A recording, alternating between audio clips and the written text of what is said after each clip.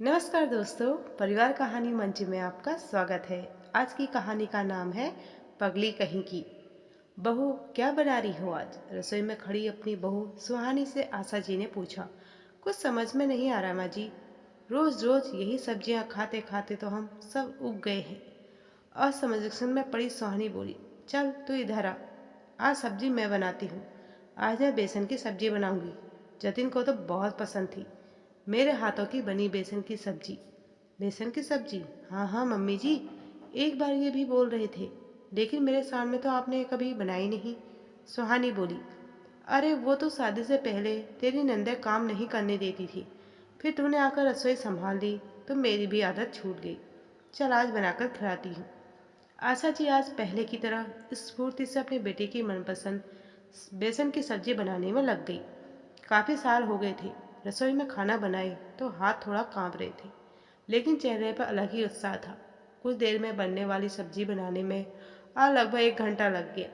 जतिन जी office से घर आ चुका था और खाना लगाने को बोलकर हाथ मुंह धोने चला गया और सुहानी ने फटाफट फुलके बनाकर बेसन की सब्जी के साथ थाली लगा दी। जतिन थाली देखते ही बोला, अरे वाह, बेसन की सब्जी। पहला कौर तोड़कर मुंह में डाला ही था कि उसका मुंह बिगड़ गया। ये क्या सब्जी बनाई है, इतना नमक? तुम्हें नहीं बनानी आती तो माँ से पूछ लेती, माँ बहुत अच्छी सब्जी बनाती है। जतिन बोला। बगल में बैठी आशा जी भी बेटे की प्रतिक्रिया सुनने को बेताब थी, लेकिन जति की बात सुनकर उनका सारी बेताबी उदासी में बदल गई।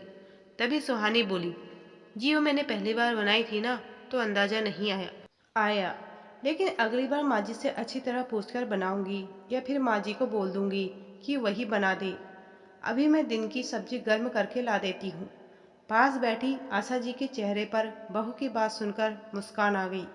कितनी पगली है ये बहू, साफ साफ बोल देती माँ ने ही बनाई है।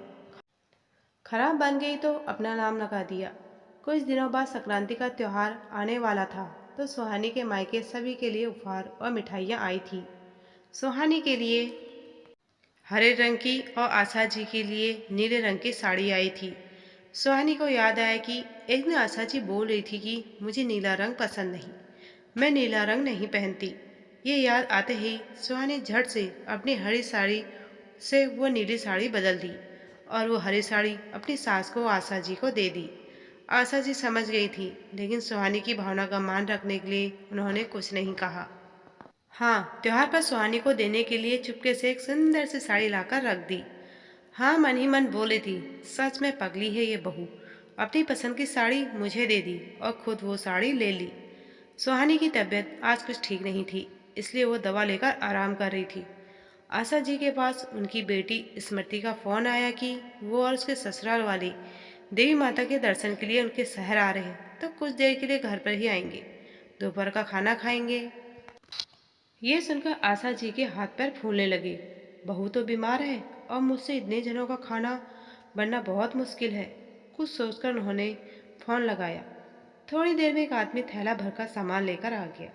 उसे देखकर सुहानी ने पूछा, माँ जी ये क्या है? अरे बहू, वो स्मृति के ससुराल वाले खाने पर आ रहे हैं। यह कुछ खाना मैंने पास के ढाबे से मंगवा लिया है, बाकी हम दोनों मिलकर गरम गरम पूरियाँ तल लेंगे। लेकिन माँ जी मैं बना देती, सुहानी सकुचाते हुए बोली। हाँ तो तूने ही तो बनाया है, वैसे भी इतना खराब खाना तो तू ही बना सकती है। और इस सुन ढाबे वाली बात राज है, आशा जी ने शरारत से कहा तो सुहानी मुस्कुरा उठी। सबने खाने की तारीफ की और साथ में सुहानी की भी। स्मृति की सास बोली, वाह बहन जी, आपकी बहू तो बहुत अच्छा खाना बनाती है, बिल्कुल होटल जैसा है। आशा जी बोली, हाँ बहन जी, तभी तो मैं भी खाकर फैलती जा रही हूँ। सभी हंसने लगे और दोनों सास बहू एक दूसरे को स्नेह से देख रही थी। सच में दोस्तों, परिवार में एक दूसरे की गलतियाँ निकालने की जगह उनकी खूबियों को देखें तो रिश्ते कितने सहज हो जाते हैं। एक दूसरे के साथ और सहयोग से ही एक परिवार खुशहाल बन सकता है।